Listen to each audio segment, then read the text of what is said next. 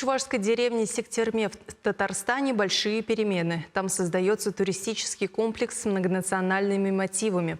Он уже привлекает путешественников из разных уголков страны. Создатели обещают, будет еще интереснее. И далеко не только для чувашей.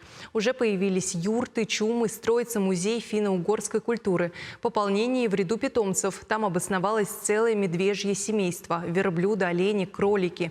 И к новогодним праздникам уже все готово. Подробнее расскажет Наталья Егорова. 7 медведей обрели здесь постоянное место жительства. 5 самцов и 2 самки обитают в 4 вольерах. Есть и целая семья. Их привезли из Нижневартовска. Мать с отцом и 2 медвежонка. Медвежонки, они в январе месяце, им исполняется 2 года. Вот, после 2 лет они начинают уже взрослеть. Наверняка будут уже думать о создании другой семьи. Интересно, что местные косолапые пока еще не отправились спать. В дикой природе медведи давно уже по берлогам видят сны. Но в зоопарках бывают припозднившиеся. Вероятнее всего, это связано с наличием еды у мишек. Знают, что утром надо вставать, потому что утром приносят еду.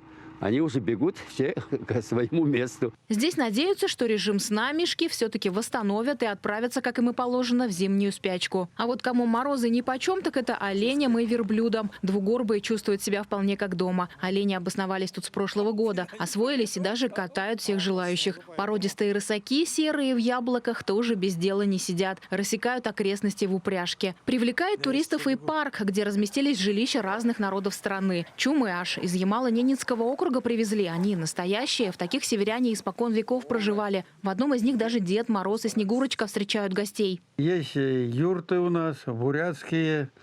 И, возможно, яранги мы возьмем. Ну, юрты у других народов в России.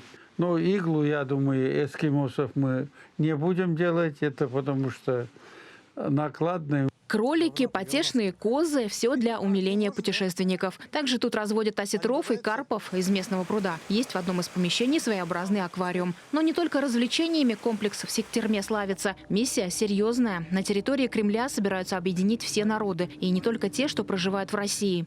Наши предки в конце 7-го, начале 8 века пришли на финно-угорские земли.